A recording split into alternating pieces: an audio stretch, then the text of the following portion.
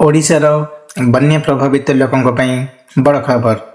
राज्य सरकार पक्षर घोषणा होईची 1000 कोटी स्पेशल पैकेज। यही पैकेज कहीं घोषणा है एवं एथिरे कौन रही चलते जानिबा। नमस्कार, आपण देखुचंती ओडिशा गवर्नमेंट अपडेट।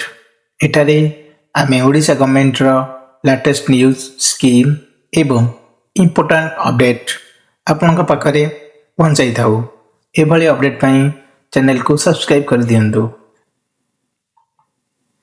ओडिशार बन्या परिस्थिति को नहीं राज्य सरकार एक बड़ पदक्षेप नहीं।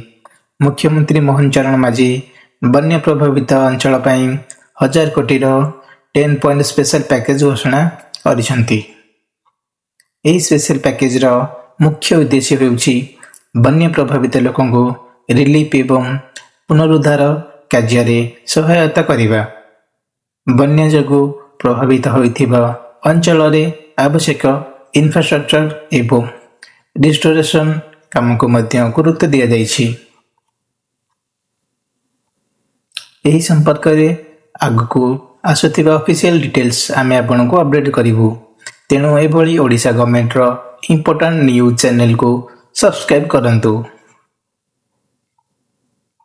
आपण को अंचल बन्या प्रभाव रही कि कमेंट करी जणांतु।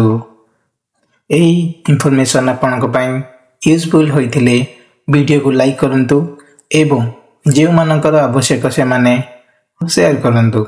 आ ओडिशा गवर्नमेंट रो एभली लेटेस्ट अपडेट सबुठारो प्रथमे पाइबा पई एबे ही ओडिशा गवर्नमेंट अपडेट चैनल को सब्सक्राइब कर दियंतु। धन्यवाद। जय हिंद।